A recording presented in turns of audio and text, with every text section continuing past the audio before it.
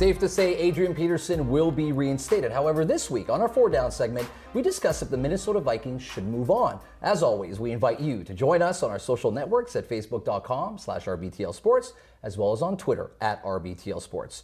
This week, we welcome Pierre Yannopoulos. You're the TV analyst for NCAA basketball on RDS. Great to have you. I look forward to your opinions. Excited to be here, guys. Thank you. To his right is Anthony Corneli, RBTL contributor and my co-host. Great to see you. And last but not least, David Hurley. Great to see you as well. You're one of my co-hosts. We're going to have you on. Look forward to your opinions. Well, I see you're sporting a little bit of a Mr. Rogers look going on. Yeah, here it's today. a beautiful day in the neighborhood. Yeah, well, it's not a nice day in the neighborhood if you're a Minnesota Vikings fan. There's a lot going on. There's a lot of purple pain, as they say in Minnesota. It's a tough time, and there's a lot of questions to be asked about the organization. So I throw that question out there. Should the Vikings move on? From Adrian Peterson, it's going to be tough for them to move on from Adrian Peterson. I mean, the guy's been in the league 8 years. This is one of the suspension years, and the other one was when he tore his knee. Yeah. But other than that, he's a 6-time Pro Bowler. He's rushed for over 2,000 yards in a season. The ultimate decision will become on sponsorship and really to see if their morale is up, if they want to cut him. But I think they should definitely keep him. He's a great piece to their offense. I think there's also, if you take a look at football personnel, though, right? They want to keep him. Absolutely. The coaches want to keep him. The players want, obviously in the clubhouse, they want to keep him, right? The question is, what sort of impact does it have on the organization? Where does the moral compass lie, right? Where is enough at this point with regards to Adrian Peterson? If it's not this, then what's it going to take for them to, especially if we talk about basketball? If I link it over to basketball, how do they treat this case with Adrian Peterson if this was basketball, if this was the NBA? Again, it's difficult, guys, because when we're talking about a body of work of what Adrian Peterson can do on the field, there's no question he's an elite player, probably one of the best running backs, if not the best running back that we've seen in the NFL in the last 10 years.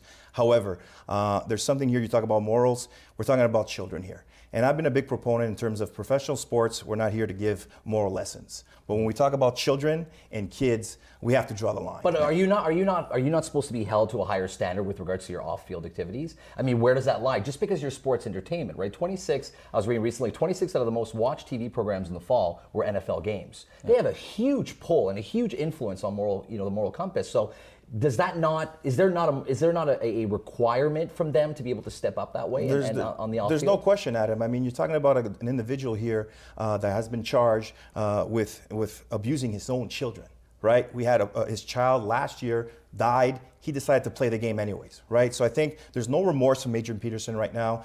He's in court. We're talking about some marijuana issues. When is he going to stop? Absolutely. Right? I think if I'm the owner of the Minnesota Vikings, we've seen that the corporate sponsorships have gone the other way. Yep. You know what? Make the decision. The kid McKinnon is doing a decent job, and let's make no mistake about it. We all know football here. Running backs are predicated on what? Offensive linemen. Exactly. If you have a good offensive line, you'll have a good running back. For sure. I think they should cut Adrian Peterson and move on. I believe he's learned nothing from this situation. He's shown no remorse. He's on the commissioner exempt list, which means he's sitting at home and still getting paid. Yeah. That's a joke, gentlemen. I mean, the guy, recent reports have said that he hasn't been training. He's not in game shape. The only thing he's been lifting is his brass bong. And to add to that, he has a court mandate saying that he has to have a marijuana analyst every month. Guys, gentlemen, like the circus is in town. It's starring AP, Roger Goodell, and the Vikings. Yeah. Just cut him already. But in all fairness, though, if we talk about corporate sponsorship, right? So the Radisson Hotel's pulled out. Pepsi moved in real quick on that backdrop for press conferences. So I wouldn't be necessarily too worried about the corporate sponsorship. The thing is that there's definitely a divide at the upper management, right? Football personnel wants to keep him. It almost feels like there's a double-edged sword because they're trying to get the league to do the dirty work, right? They're trying to get them to discipline him rather than have the organization make a decision. The question is what example are you setting forth? Yeah, right? but what example are you setting forth if you're not able to discipline a player of that? And if you don't believe that it should be a moral compass, if you don't believe that the team should be that, then who is? Who's the one that should be? The onus should be on the player, but at the end of the day, it's the NFL, and it's a little bit of a joke when they come down on players. Look at Dante Stallworth in 2009. He killed someone in a DUI. He had manslaughter charges, but what happened? The guy a year later was back in the NFL playing for Baltimore. That's a little bit of a joke. Now you're talking about a guy punishing his own children with talent like Adrian Peterson doesn't fall off the tree.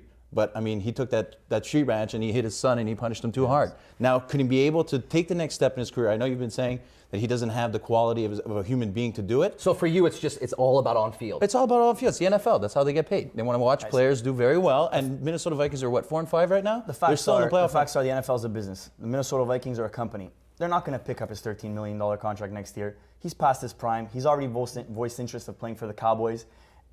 The only thing the Minnesota Vikings can do if they pick up his contract, they're not only dropping $13 million, they're dropping corporate sponsorships and a million adoring fans who disagree with the fact that Adrian Peterson should still be playing for Minnesota. I don't know. Like, I'm not worried about the corporate side of things, right? I'm not worried about the fans because they're in a predicament, right? Because they're going to lose half their fan base regardless. If you accept them, I don't mean lose a fan base. I mean you're going to alienate or polarize your fan base. What I mean by that is you take him back to the team and you alienate half that player base that thinks he should suffer more consequences. If you don't put him back, you're saying, look, you're obviously enforcing too hard. So if the person's job is not on the line, it almost feels like if it's not directly them that are losing their job or involved in it, then they want this to happen. They want bigger changes to be brought on, especially with Adrian Peterson. They want to make him an example. Is this not a good opportunity for the league to be able to say? It's one thing, guys, when you have a DUI, right? Or you're on an assault charge, or you break the law. But we're talking about children, young, innocent children. Did you see those lacerations those were on that bad. Poor, innocent baby,